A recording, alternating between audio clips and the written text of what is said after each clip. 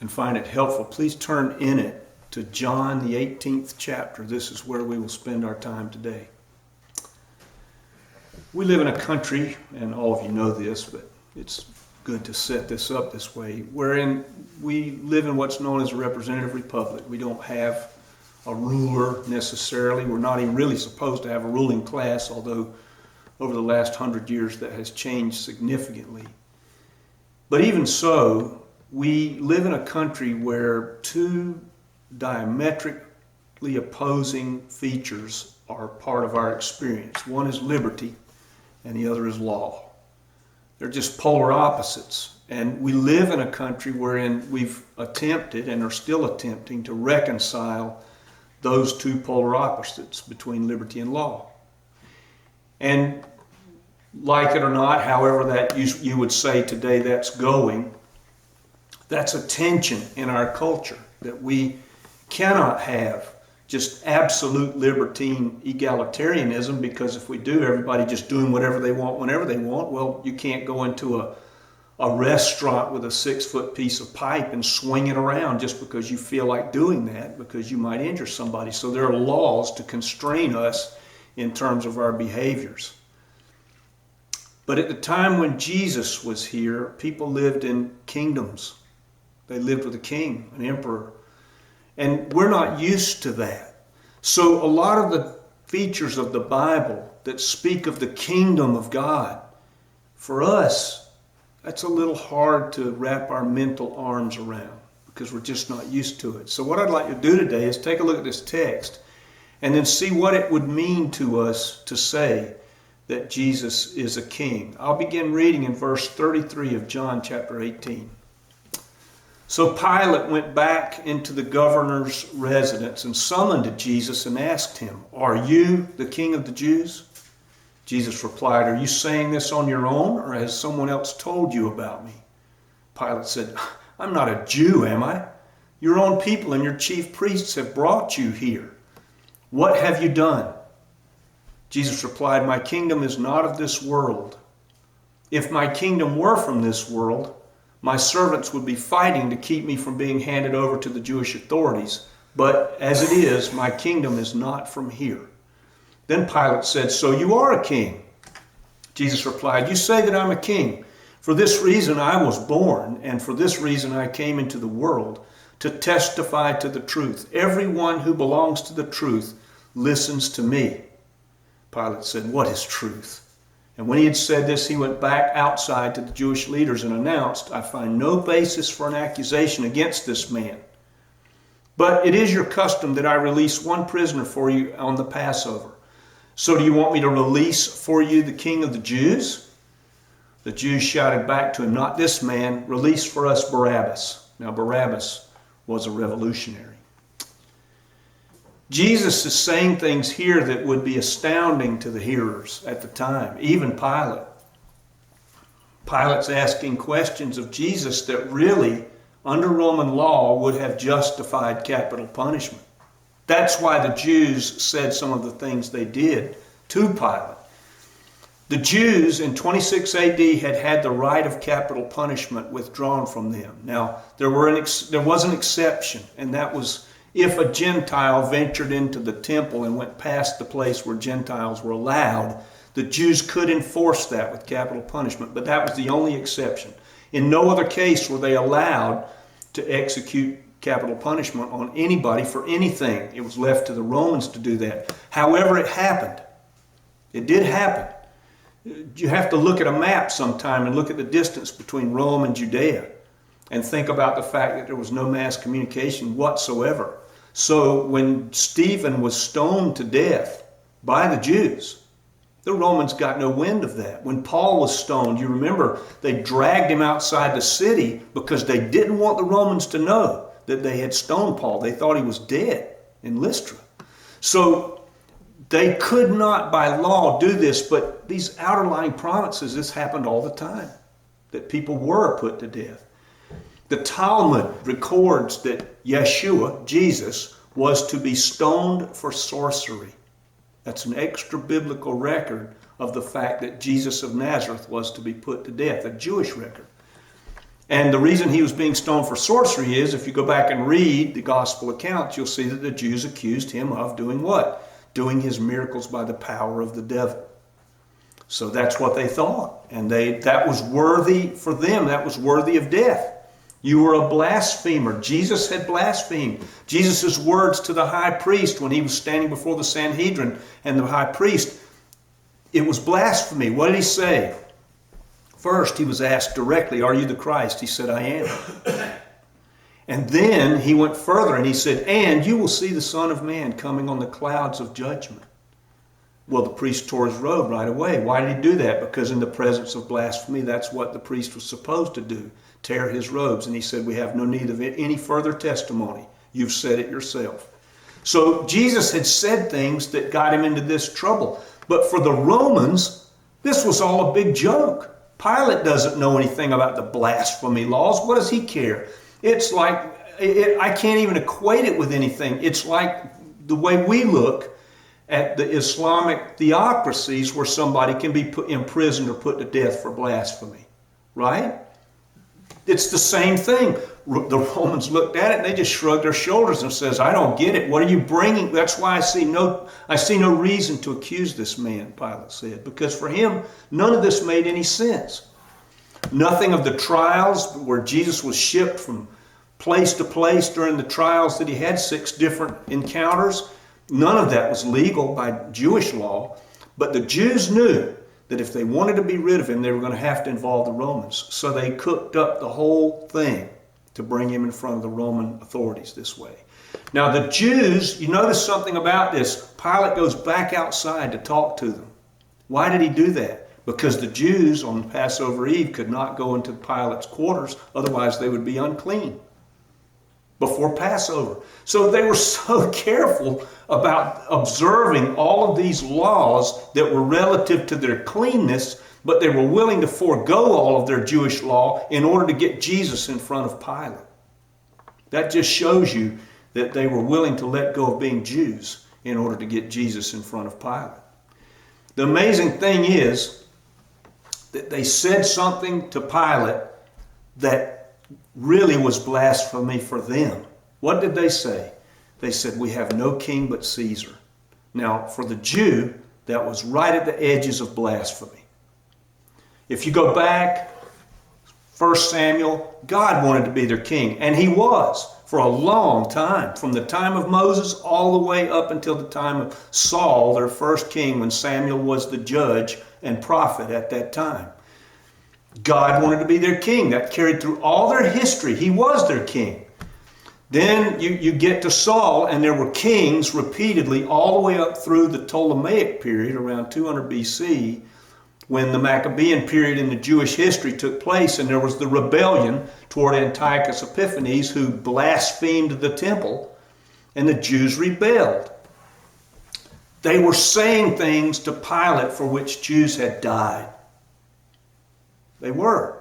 Jews had died during the Maccabean revolt because somebody was king besides God. Their charge were, and they brought this to Pilate, and Pilate said, do you even have him here? And what was their charge back to Pilate? They said, well, if he hadn't done something wrong, if he weren't an evildoer, we wouldn't be here, would we?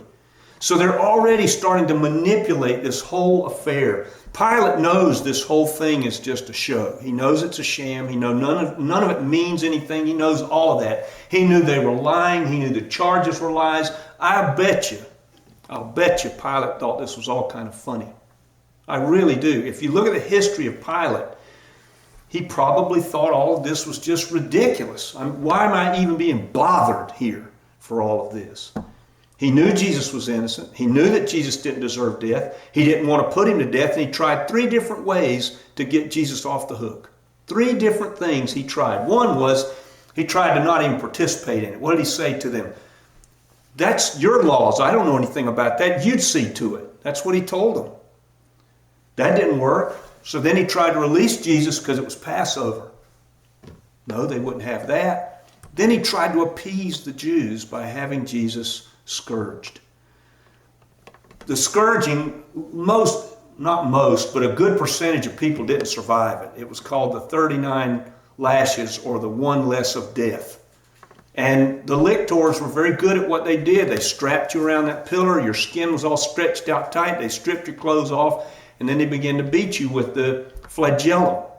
And as they did, the little bits of bone and metal would pull strips of skin off. And the more they hit you, the more skin came off. A lot of people died from the scourging. So here's what Pilate's trying to do. He's thinking to himself, if I beat him really good right in front of him, I mean, they did all this outside where everybody could watch it, maybe they'll have some sympathy for Jesus and we can all just go home. That's what he's looking to try to do. And this behavior by Pilate is so confusing. Pilate was not the kind of personality to indulge this back and forth with the Jews. If you read the history of Pilate and Josephus, you will find that Pilate was ruthless. He didn't care about the Jews. He didn't like the Jews. He didn't think anything of them, of their religious history, was significant at all. Herod died in 4 BC, and Herod went to Rome and arranged such that Judea would be split into 3 different territories, that 3 of his relatives, Antipas, Philip, and Archelaus, the 3 Herods, would all get different territories and they would rule, and Rome said, okay, that sounds good. Well, the Romans, because of the troublesome nature of Judea, they appointed in 26 AD a procurator, a governor over Judea, and that was Pontius Pilate. And he was completely unsympathetic to the Jews in any way. He didn't care about anything that had to do with them. Let me just give you a little history and why Pilate is giving this back and forth like this. I mean, that's so out of character for him. There was a time in which the Jews went to Pilate and raised a bunch of sand because the Romans would come through Judea, through Jerusalem, holding the Roman standards. The Roman standard was a pole, had a T thing on the top, and there would be an eagle or some other symbol on top of that, and the Roman coat of arms on a flag that hung from the T. Well, for the Jews, that's a graven image. You can't do that. So they complained. Pilate, what did he do? He took a bunch of them to the amphitheater and killed them. Bunch of Jews. Lots of Jews. Then Pilate, he's a pretty good governor actually. He looked at Jerusalem. He said they need more water, so we'll build an aqueduct. Makes good sense. It's something beneficial for Jerusalem. Trouble is, in order to pay for it, he raided the temple. The temple funds were raided to pay for that. Well, you can imagine what that would be like, that the Jews' temple was being raided for income so that we can build an aqueduct. There was a riot. The Jews were always having riots. This is one of the reasons they sent Pontius Pilate there, because they thought, well, maybe this guy can tackle this. There was a riot, and Pontius Pilate got a bunch of Roman soldiers and put them in plain clothes with their scabbards hidden. And they went in and they slaughtered heaven knows how many Jews. Josephus has the numbers quite great. Then they came through Jerusalem with the image of Tiberius Caesar on their shields. They went back to Pilate and they complained again. So you've got all of these instances where Pilate has done these things that have really upset the Jews. And every one of these things is being reported back to Rome. And Pilate's on thin ice already, because the Romans had no problem just taking a governor and snatching them out, sending them back to Rome and going and setting another one in place. That's why you see Paul standing before different people toward the ends of Acts. So Pilate, at this point in his trajectory, politically and career-wise, he's looking to do whatever he can to placate the Jews. He wants to appease this moment. So let me just beat him really good for you, and maybe that'll get this all over with so that we can all just go home. He was a politician, and he knew that he had looked bad in Rome, and he was very much a target for blackmail on this day. And that's exactly what the Jews did. They blackmailed him. What did they say? If you let Jesus go, you're no friend of Caesar. Well, Pilate heard that. He heard that. And so that was the end of the conversation. We'll crucify him for you. Because if this gets back to Rome, I'm finished. Now there are parallels here that I think are very significant for you and for me. In our encounter with Jesus, Pilate had to deal with Jesus face to face. And that is exactly the way it is for every human being on this planet. Nobody is exempt from that. Even if a person says, I don't believe any of it, they have to deal with Jesus on the basis of knowing what they might know about Jesus and then saying, not for me. Pilate did that, face to face, and he rejected. Then we have to decide whether we're going to accept him or reject him for what we do know. Pilate rejected him. We all have that exact same decision that faces us. And then we can't compromise with him in any way. You can't compromise with Jesus. You can't cozy up and say, well, I kind of like him, or I think he was a good guy. I remember I was working in Newport News, Virginia. It was very cold, and on the very cold days, work started at 7, but you had to get there so early that because you couldn't find a parking place in the Tenneco shipyard. There were thousands of people that worked there. And so we had to park. They made us park way off. And if you wanted to ride in, you had to be there really early. And then they would send a flatbed truck and everybody jump on it from the parking lot. They made 2 trips a morning. And if you weren't there for those 2 trips, you were walking. And we would walk, get on the truck and ride in. So you would get to work 30, 45 minutes before work time, just have to hang out. Well, if it's 7 degrees outside and windy, you don't want to hang out outside. So we would go in the office trailer. And I was in there one day and I was the only believer. I was the only believer on this job. Well, the conversation, I don't even remember how it happened, turned to Jesus in the office trailer. And I'm thinking, okay. And once it turned to Jesus, guess who becomes the focus of the conversation? Because I'm the only believer that's there. It was me. Well, I remember this foreman. There was nothing in this foreman's life that said to me, in any way that you could identify this guy was a believer. Nothing. And I remember, never forget it. He said, I think Jesus was a good man. I thought, well, that's good. I'm really happy. There are lots of people who think that. But that doesn't change anything relative to somebody standing before God. There's no compromise with Jesus. Jesus said it himself. You're either with me or you're against me. And that's all there is to it. So we have to decide for ourselves whether we're going to be with him or against him. There are only 2 categories. Pilate failed at all these moments. Here Pilate is standing in front of the maker of the universe in the flesh. He doesn't know that, obviously. But man, what an opportunity that Pilate had. It's almost like when you read the accounts of Jesus' trial before Pilate, Jesus isn't even the one on trial. Looks to me like everybody else is, by the way that Jesus answers them. And the funny thing about it, well, it's not funny. The interesting thing about it is there comes a point in the encounter with Jesus where Jesus just stops talking. He doesn't say anything else.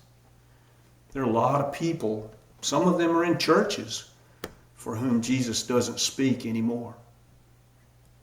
That's a terrifying thing when the voice of the Lord is no longer heard. You notice in this trial, Pilate just got more and more and more serious as the thing went on. Pilate had the opportunity of a lifetime, and he asks that question, what is truth? That's been played. There have been a bunch of sermons done on that, a bunch of books written. I don't think Pilate was taunting them or taunting Jesus. I think it was a serious question. He was looking at Jesus and thinking, can you tell me what truth is? Pilate was just more and more contemplative as he dealt with Jesus. He had the opportunity of a lifetime in front of him, and he passed on it. I think there's something very deep in humanity. To this day, as I look at what's going on in our country, I think there is something deep in humanity that wants a king. We want a king. But we don't want the kind of kings that we're used to, or the kinds of people that we see right now in charge of everything being kings. We don't want that. We want a real one, a perfected one. One who is perfect in compassion and love and justice, and who understands all of that infinitely well.